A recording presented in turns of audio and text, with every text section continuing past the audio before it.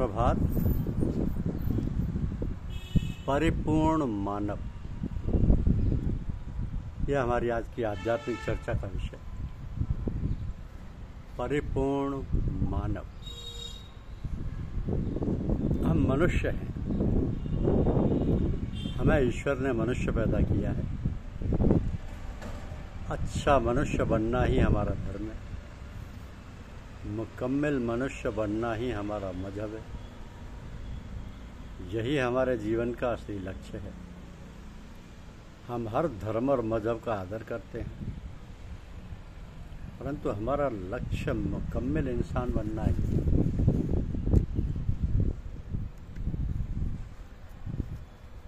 प्रत्येक शिष्य अपने गुरु से अपनी भावनाओं के अनुरूप प्रेम संबंध बनाता है और अपनी योग्यता व स्थिति के अनुसार सेवा धर्म का निर्वाह भी करता है। तो शिष्य का जो प्रेम गुरु के प्रति होता है वह परोक्ष रूप में सभी अनुभव कर लेते हैं, क्योंकि वह व्यक्ति विशेष रूप से मानसिक प्रेम करता है। उसका प्रेम वास्तव में गुरु से नहीं होता, बल्कि गुरु के शरीर से होता है। यदि गुरु से प्रेम होता तो वह निश्चय ही परिलक्षित नहीं होता। गुरु से तात्पर्य गुरु तत्व से है, जो व्यक्ति विशेष में मौजूद होता है। यह अत्यंत सूक्ष्म भेद है। इसके विपरीत गुरु का शिष्य प्रेम दिखाई नहीं देता, और वास्तव में गुरु ही अपने शिष्य को प्रेम करता है। उनके ही द्वारा शिष्य मजबूत गुरु बंधन में सुरक्षित रहता है। तो शिष्य का सामान्य स्वभाव होता है कि अपनी इच्छा व सुविधा अनुसार गुरु के साथ व्यवहार व समीपता प्राप्त करे, अर्थात गुरु शिष्य की इच्छा व सुविधा के अनुसार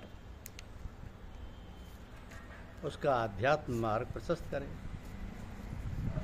शिष्य सदैव अपने मनमत रहता है और गुरुमुख नहीं हो पाता,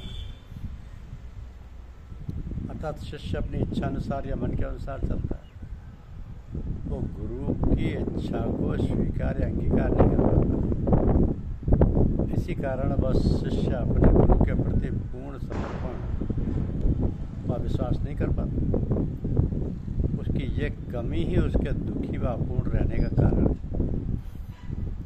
तो विपत्ति काल में शिष्य स्वयं का पूर्ण समर्पण व अपने गुरु में पूर्ण विश्वास नहीं कर पाता, अर्थात विपत्ति के समय में भी वह शरणागति की स्थिति में नहीं होता। उसे कहीं ना कहीं अपनी शक्ति पर विश्वास रहता है और अपनी सामर्थ्य के अनुसार विपत्तियों से लड़ता रहता है। ये मनुष्य का स्वभाव होता है, और मनुष्य विपत्तियों से असफल होने के कारण दुख व कष्ट भोगता है। एक ऐसी भी स्थिति आती है जब मनुष्य का सामर्थ्य समाप्त हो जाता है और वह असहाय व निराश होकर जीवन से छुटकारा पाना चाहता है। उसके सामने कोई विकल्प नहीं होता। तब वह स्वयं को अपने गुरु या ईश्वर के समक्ष समर्पित करके उनसे रक्षा करने की याचना करता है।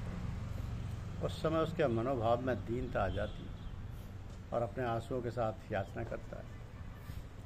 तो गुरु और ईश्वर अत्यंत दयालु व करुणा की मूर्ति होती है।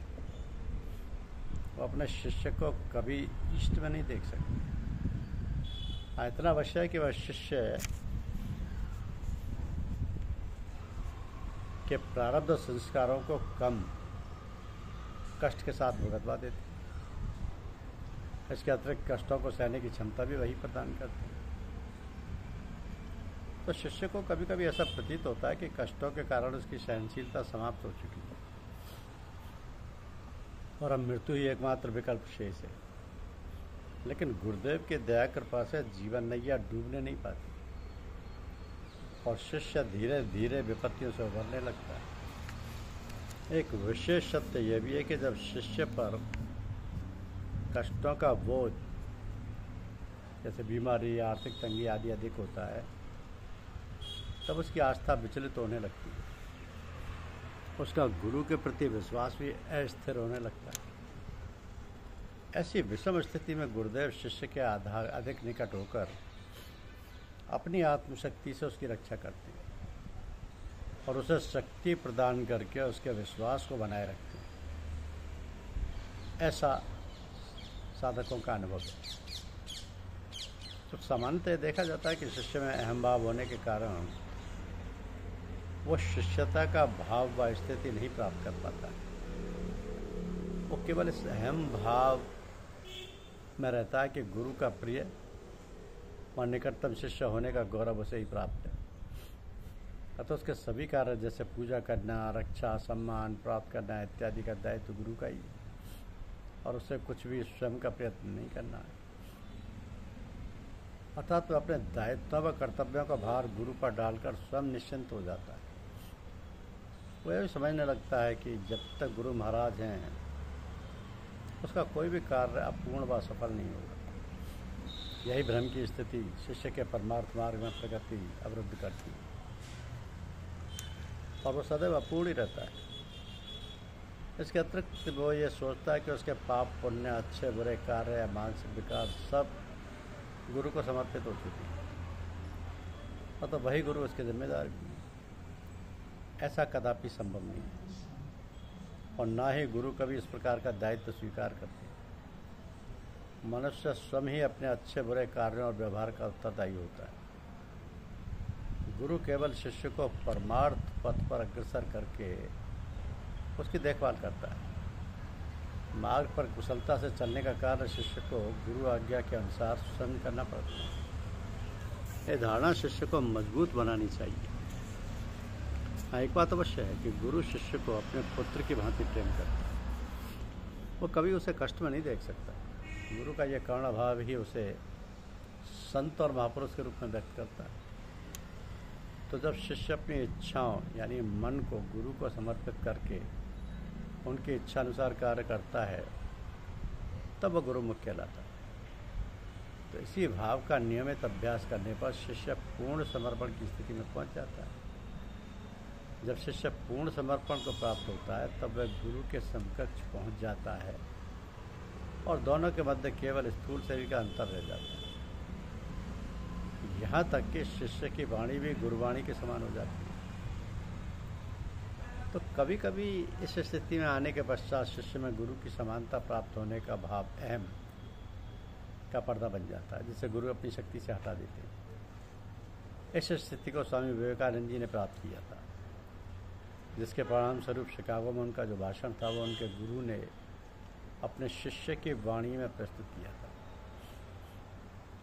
तो गुरु के निवास स्थल और जनमानस को सुख शांति पहुंचाने की भावना और प्रेम की अमृत वर्षा का प्रवाह निरंतर बना रहता है, क्योंकि उक्त स्थान गुरुदेव की आत्मशक्ति से प्रभावित होता है। इसी कारण गुरु स्थान का अपना विशेष महत्व होता है। कहते हैं कि अपना सर्वस्व न्यौछावर करके भी गुरु स्थान को बनाए रखना हितकर है। तो शिष्य को गुरु स्थान, गुरु द्वारा उपयोग की हुई वस्तुएं आदि गुरु की यादें बनाए रखने में अत्यंत लाभकारी होती है।